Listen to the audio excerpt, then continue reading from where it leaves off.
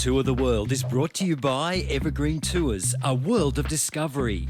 And TFE Hotels, more ways to stay. Visit tfehotels.com.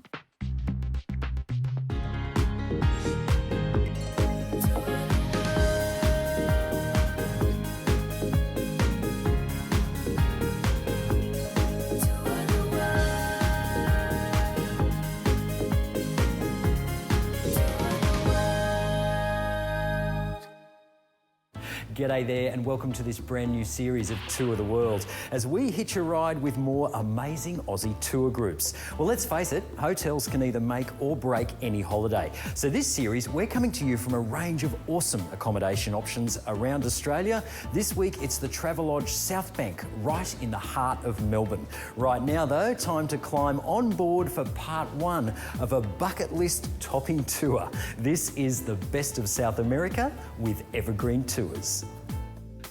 The Big Five for this tour explore two of South America's most vibrant urban centres, Santiago and Lima.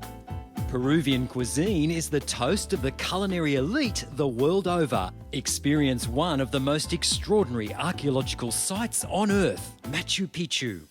We take you shopping in the markets of the Sacred Valley and relax on a cruise on the tranquil waters of Lake Titicaca. We start our tour with a two-night stopover in Santiago in Chile before flying to the Peruvian capital of Lima to join our group. It's a short flight on to Cusco before heading north through the Sacred Valley to Machu Picchu, then back to Cusco for a three-night stay.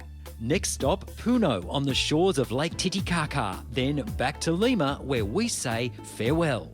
The tour continues on to Brazil and Argentina. Amazing South America, that distant landmass to the east that we all dream of exploring. Well, the time has come to make that dream a reality, and it was definitely worth the wait. South America is an extraordinary destination from start to finish, bursting at the seams with experiences that you'll cherish forever. The Best of South America itinerary includes all the key sites along the way, and Evergreen Tours makes it so easy.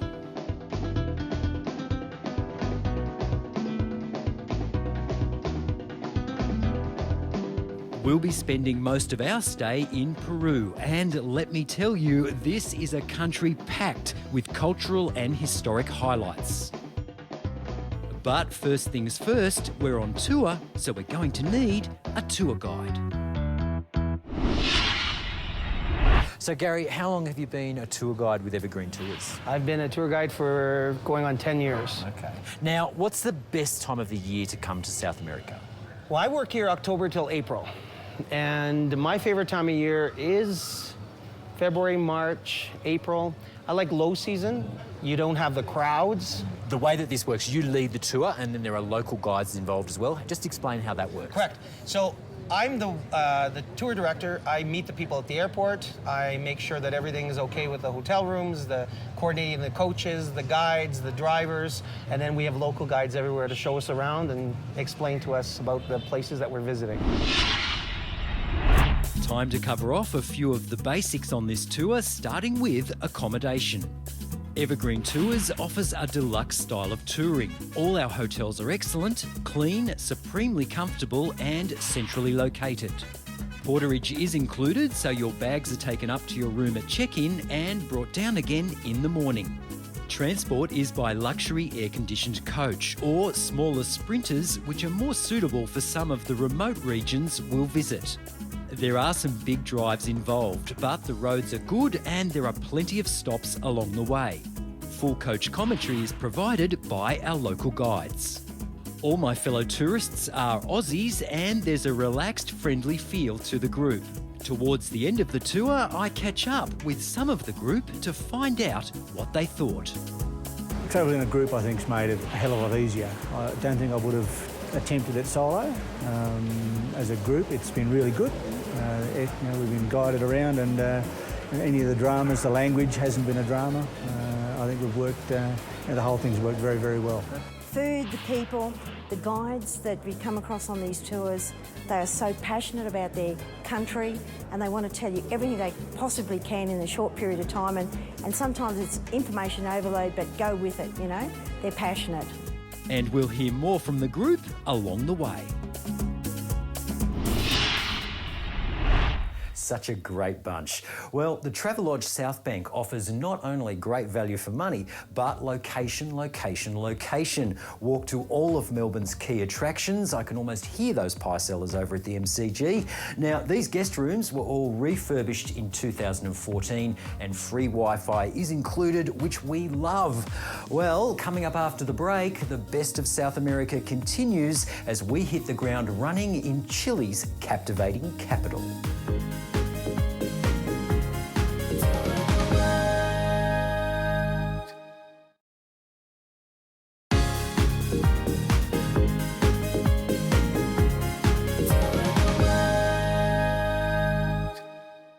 Well, here we are in South America. How exciting is this? Now, Australia is a few thousand kilometres in that direction, I think. It's a long flight, so we're going to take the chance to catch our breath in the charming Chilean capital of Santiago. And I'm going to show you around. Let's go, take a look. We're off on an included city tour, starting with some pomp and ceremony.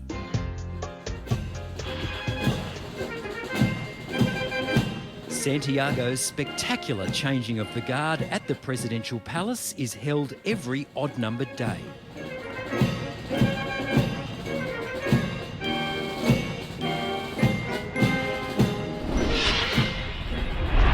On to San Francisco Church, the oldest church in Santiago, which also has the distinction of being the oldest colonial building in the country. It's a fascinating place. About 6 million Chileans call Santiago home, and to get a bird's eye view of the city and the distant Andes Mountains, we take the funicular railway 300 metres up to the top of San Cristobal Hill. The funicular was built back in 1925 and has carried some famous passengers in its time, including His Holiness Pope John Paul II, who conducted Mass right here at the foot of the Virgin Mary. The sweeping views are extraordinary. Time for a little sustenance and a couple of local specialties. Now, one of the things that you really shouldn't miss here in Santiago is completo, which actually means hot dog with the lot. Have a look at that. Tomato, onion, avocado. It looks absolutely amazing. Just going to give it a bit of a try.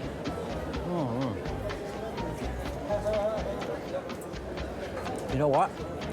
Completo, fantastico. And let's learn more about Chile's fabulous wine scene from my local guide, Hernan. Chilean wine has been one of the most beautiful, production and wine in the world because since the Spanish arrived to the continent, they brought the grapes to make wine. The type of wine that is most famous in Chile and in the world is Cabernet. We have the best Cabernet in the world, and it's a French type of wine. And also, Chile nowadays is very well known because the Carmenere. So Chile is some sort of isolated area where we produce very, very good quality food and fruit and of course, wine. Now here's your chance to win a touring package to amazing Thailand and Cambodia with our series competition. This prize for 2 people includes return airfares to Bangkok, 3 nights with breakfast at the fabulous Centara Grand at Central World, a 5-day boutique bike tour from Bangkok to Siem Reap with Grasshopper Adventures, suitable for riders of all levels, including accommodation, all meals and a sunrise visit to stunning Angkor Wat, and 2 final nights of pampering with breakfast at the Shintamani Club Resort in Siem Reap. For this incredible adventure, you'll both receive luggage to match, High Sierra wheeled duffel bags, backpacks and laptop backpacks. And gents, pack a holiday wardrobe to the value of $500 from our friends at Uberman Menswear in Brisbane. There are also 5 runner-up prize packs with a Travel-On anti-theft tour bag, Uberman tea and more. Just tell us in 25 words or less your most amazing travel adventure so far and why. To enter, visit tourtheworld.com.au. All right, welcome to the Peruvian capital of Lima. Now, at first glance, this might not seem like the prettiest flower in the garden, but give it a chance and get under the skin of this amazing city, and you will find a heart that is beating with a passion for life. And it's time for me to get amongst it. Lima is just a 3.5-hour flight from Santiago. It's also home to 1/3 of Peru's population, and as such, it's had its share of social issues to deal with over the years, not least of all, the traffic. But today, Lima is a thriving, buzzing city that offers something for everyone. The historic heart is well preserved and safe to explore. The weather's not too bad either. This is one of the driest places on Earth. It virtually never rains. Now, in colonial Lima, this square in the centre of town was the centre of life. Basically, over here you had the cathedral, the house of God. Over here, you've got the palace, the house of the king. And over here, town hall, the house of the people. Everybody was well catered for right on this spot. We start our tour of the city in the Plaza de Armas. The city was founded by Conquistador Francisco Pizarro in 1535 and laid out around this square. The Spanish, of course, brought Catholicism to the New World, and today around 80% of Peruvians regard themselves as Catholic. We make our way to the nearby Santo Domingo Church and Convent for a guided tour. Santo Domingo houses a staggering collection of religious art. It was first completed in the late 16th century, then rebuilt several times. The convent features a gorgeous central courtyard with magnificent colonnades. It's the perfect spot to beat the heat. Now another travel tip from Sunwild Holidays, your tour specialists. Getting the best flight deal is easy. Early bird airfares are now available for the coming year. Just let Sunwild Holidays know when you want to travel and they'll find the best deals available. For more travel tips and an exclusive viewer offer on today's tour, visit the Sunwild Holidays website.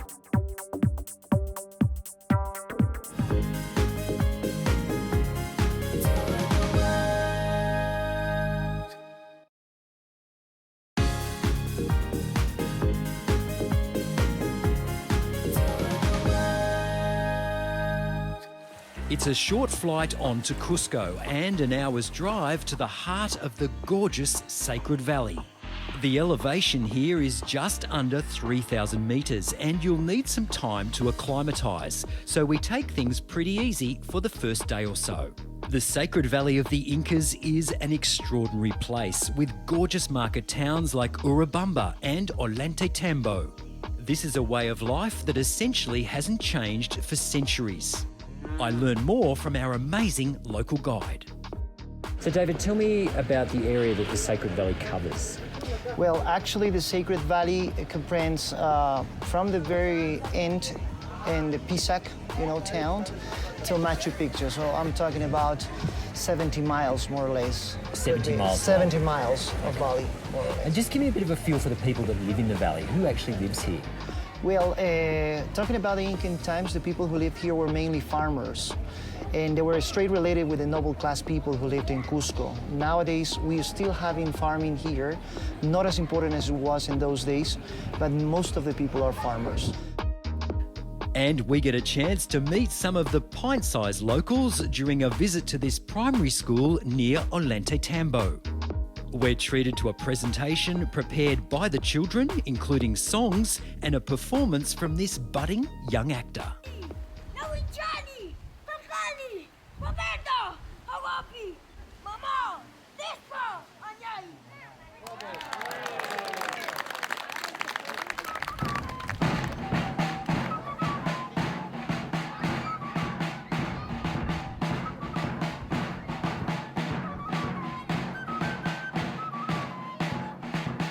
At first it was an eye-opener because I actually work at a school and they just have the basic blackboard, one little desk and chair. I noticed how the students were so happy to see us and so loving and thankful. When we first walked in, like they gave you a seat, they came up and cuddled you and we gave them gifts and you could tell that they don't get those gifts, and they were just so beautiful. They did a dance for us to welcome us, and they had done drawings to give us, and it was lovely.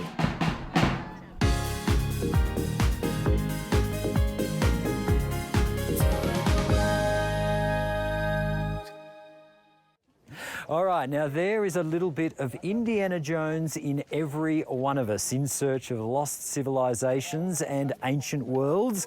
Well, it is time to get your Inca on as we take you to Machu Picchu in just a couple of minutes. But right now, let's learn more about this fascinating culture. The first stop on our Inca trail is the ruins of Pachacamac on the outskirts of the city of Lima.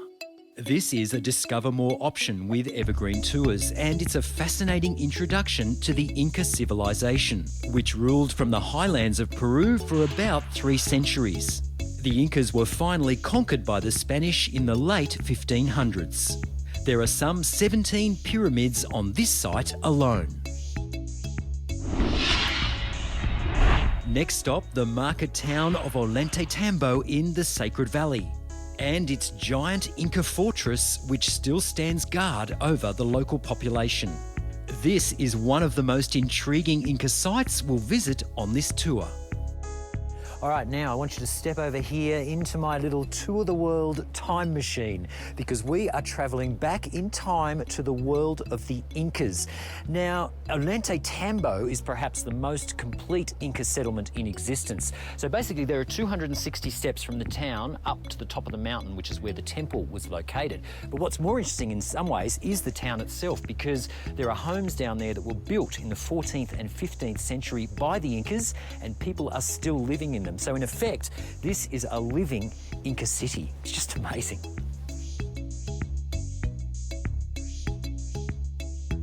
Wow, such an extraordinary experience, I can't tell you. Well, we love to get you a good travel deal where we can, and the fine folks here at the Travelodge South Bank and TFE Hotels have been happy to oblige. Now, if you're planning a visit to Melbourne anytime soon, jump online after the show, tfehotels.com, for the latest special offers. And get your days in Melbourne off to a great start with brekkie served right here at the hotel. Well, next stop on the best of South America, Machu Picchu.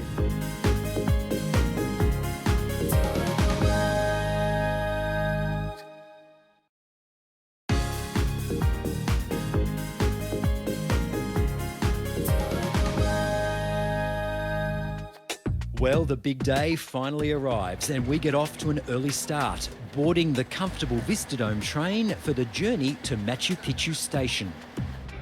There's a real sense of expectation on the train, and the passing scenery is absolutely spectacular. And after a short bus ride into the mountains, we arrive at the gates to the citadel. Machu Picchu. Welcome to the celestial city, Machu Picchu. All right, now there are a few essential items of kit for this visit to Machu Picchu.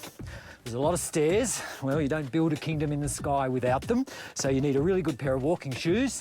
You need a walking stick, a hat, and a sense of adventure. Oh yeah.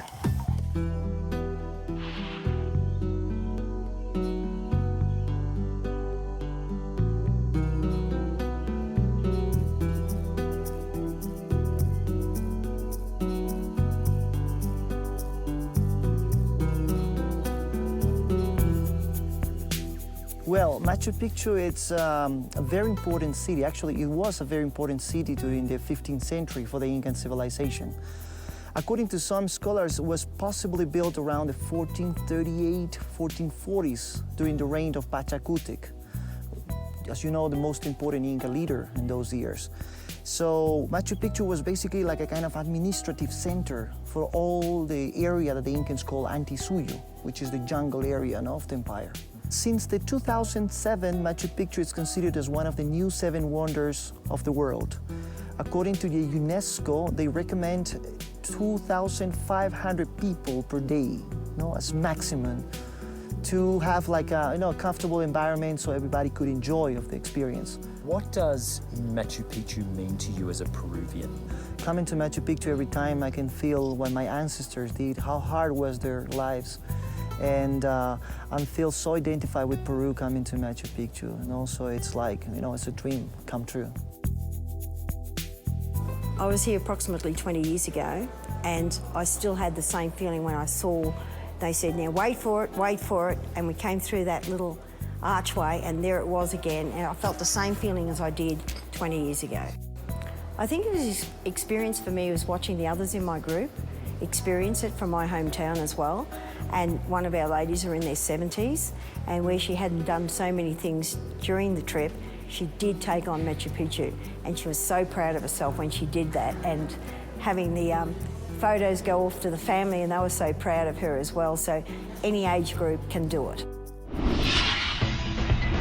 Well, if Machu Picchu has inflamed your imagination, it doesn't end here, because there's still the mystery of the lost city of El Dorado to be solved. The Inca paradise that's said to be paved with gold and riches, and it's somewhere in these amazing mountains.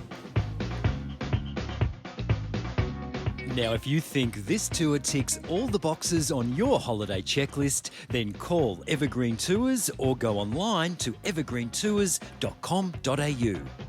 For more episodes of Tour the World, visit our website or track us down on Facebook. Well, that's our lot for this week, but trust me, that is only the beginning, because next week, part 2 and a visit to one of the world's most fascinating cities, Cusco. Don't miss it. Special thanks this week to the Travelodge South Bank here in Melbourne and TFE Hotels for having us, and of course, as always, to Evergreen Tours. They really do look after us at every turn. Amazing. Well, right now, I'm going to send my credit card on tour to the Paris end of Collins Street. See you next week.